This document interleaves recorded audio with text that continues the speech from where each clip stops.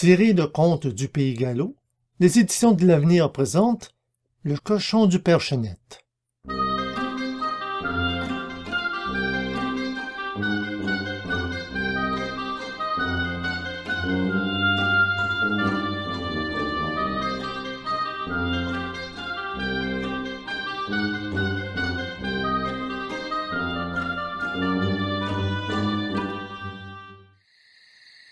Le petit père Chenette, couturier à la journée, qui demeurait au village de la Ferronnaie, dans la commune de Pléchâtel, revenait chez lui un soir très tard, lorsqu'il rencontra dans son chemin un cochon qui semblait égaré. « Tiens, voici un cochon qui a été perdu.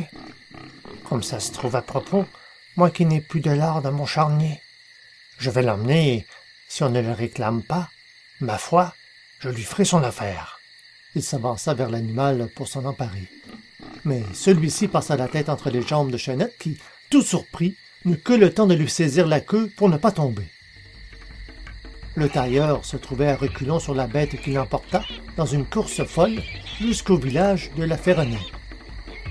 Ce singulier pourceau déposa Chenette à sa porte et s'apprêtait à le suivre dans la maison lorsqu'il lui ferma la porte au nez. « C'est un faux cochon. S'il entrait chez moi, il me jouerait des tours. » Le lendemain matin, le couturier trouva l'animal qui l'attendait et qui, comme la veille, se mussa entre ses jambes et l'emporta de la même façon jusqu'à la porte de la personne chez laquelle il devait aller travailler.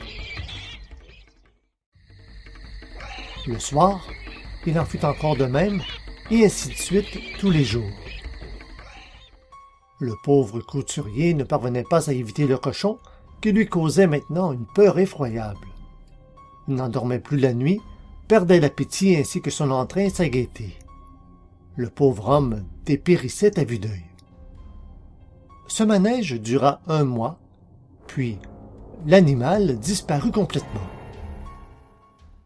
Chenette, en racontant son histoire assez pratique, disait « C'était bien sûr un chrétien métamorphosé en cochon par le diable.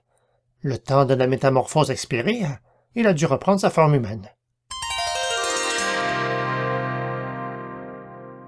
Conté par Joson Jolivet de Pléchâtel, âgé de 78 ans.